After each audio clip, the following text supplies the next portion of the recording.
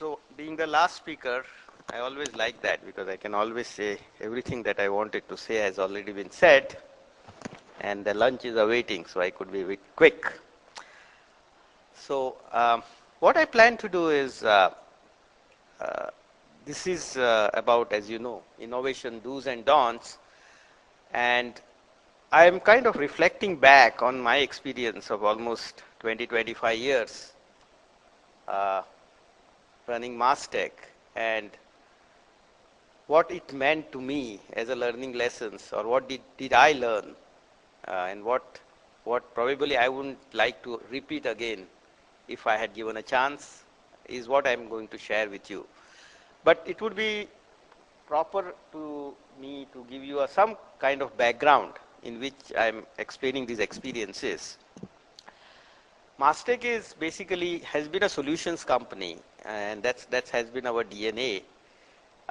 We have built products for small companies many years ago, 20 years ago,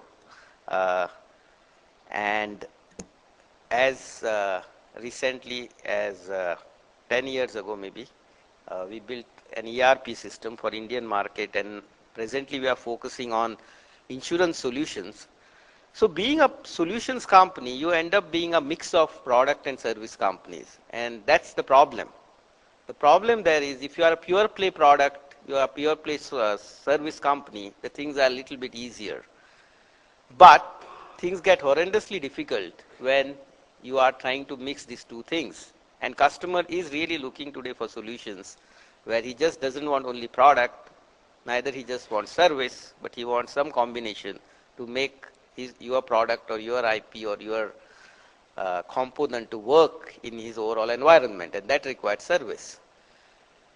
And if some of you, I don't know in audience know, there was a study done many years ago in an Indian environment, and we were one of those companies they had picked up. McKinsey had done that study as to how many companies have been able to put product and services together in one organization.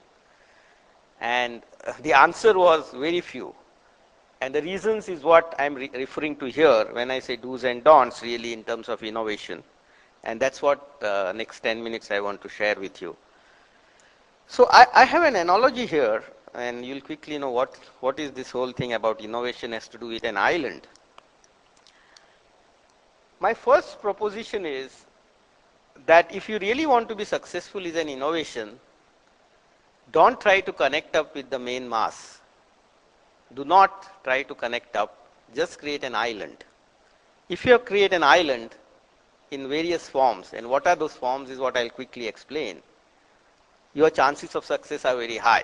That's the proposition I would like to propose here. And what do I mean by island? First island I would like to create with any innovation is, what is the purpose that it is serving? When I mean market niche, it depends on what you do. If it is a product, it could be a market niche. If it is a process, it could be a niche that is serving an existing organization to solve a particular problem.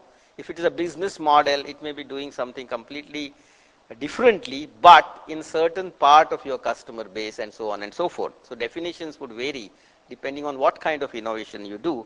But the point here is saying that I want to do innovation and to change the world is something, a good vision to start with, but is not a workable proposition unless you identified very clearly identified impact that you want to make. So when I mean market niche here, I really mean an impact that you want to make on certain part of society, customer, your organization, whatever it may be. I think unless you clearly identify that, and there are many people who keep on coming in my company and telling me, Ashank, I want to do this. I think I'll change completely Mastek and so on. So one is very skeptical about any of these innovations which have a very large vision but not a clear focus. So focus is something that I would really look at, and this focus is clearly something which is not practiced in any innovation, and we tend to fritter around. The second one I would like to talk is create island of people. What do I mean by that? I have typically found that kind of guys who were good in building solutions, I had difficulty transferring them in a service business. Somebody who was good in building product, somebody who was looking at technology and understanding all the nuances and all the issues of product building, were completely different than those guys who were successful in service, because the traits that are required, the skills that are required, the emphasis that you have on day-to-day job, everything is different. And it is nice to say that I can do both, but we find it difficult. It's not that you can't do it at all, but don't try to take a good service company guy necessarily to be successful in your product part of business. And we have a lot of those opportunities we keep on doing, and many a time just because somebody is very bright, we try to shift him. We have found it difficult.